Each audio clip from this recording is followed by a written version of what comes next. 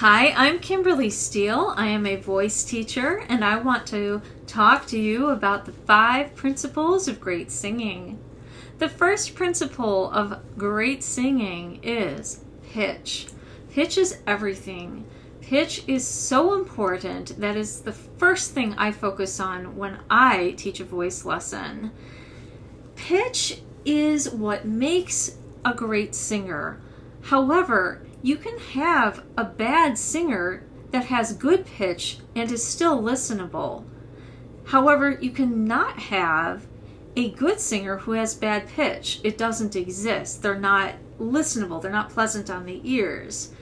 So I would say if you want to work on your pitch, get an app. And that app is called Earpeggio. And that is for iPhone and for Apple products. It's an ear trainer, and I swear to you, it is a college education in an app. It is very, very helpful. Work with the exercises every day, especially the intervals. Now, on Android, there is an equivalent, and it's called Ear Trainer. So either way, Ear Trainer or Earpeggio, get those if you want to improve your pitch and improve the most important aspect of your singing. The second most crucial element to being a great singer is your breath. The breath is, of course, very important because it's the fuel. It's the gas in your voice's car. It is really great to work on your breath in a kind of indirect way, for instance, by doing mild cardiovascular exercise every night. 40 minutes a night is ideal, something where it's not super strenuous like tennis, but if it's something you can maintain a conversation while doing, that's a great form of exercise to do. The third aspect of singing is pronunciation, and that makes the voice unique. My voice tends to sound like where I'm from. I'm from the Midwest, and you can hear it in my voice. And you can probably hear it a little when I sing.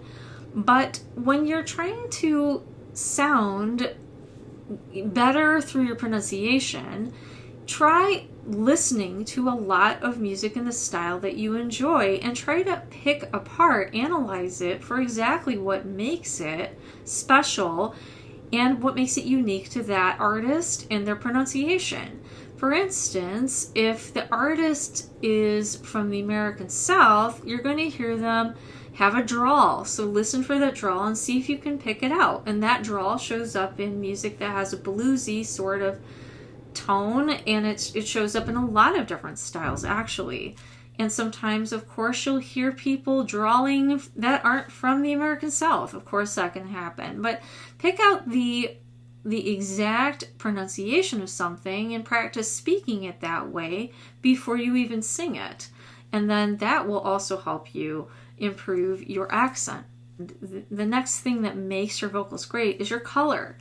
This is where people say that, okay, that person has a nasal voice, and if you want the epitome of a nasal voice, just Google Kermit the Frog singing Rainbow Connection.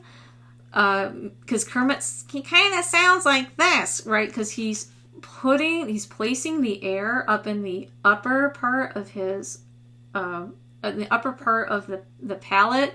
And obviously Kermit the Frog is not a real person, sorry to disappoint, but meaning whoever's voicing him is placing that vocal kind of high up in their mouth.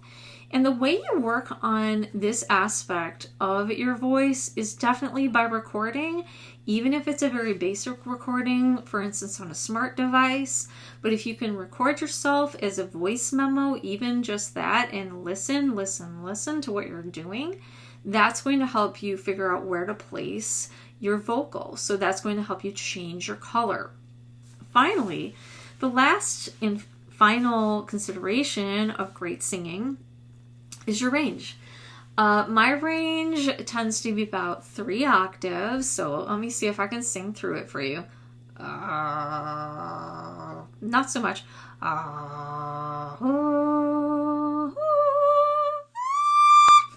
Okay, so that was my usable range. That's a 3-octave range. It's fairly large. Most people have somewhere around 2 octaves, which is very good as well. And why would you try to push your range higher and lower? It's really, there's not a whole lot in the high range. There's not a whole lot up there to be sung, nor really in the super low section of my voice. However, I always want to push my range higher and lower because it's going to help everything in the middle. So my suggestion for you, if you want to improve your range, just try to sing a little higher and a little lower every day. Just do some exercises that are a little bit high and a little bit low, and work on it just day in and day out, and you'll expand your range. And then by doing so, you'll accidentally, or maybe on purpose, expand everything in the middle. And that's always a good thing to do. And of course, recording your range is always a very good idea. All right, I hope you found these tips helpful. I look forward to seeing you next time.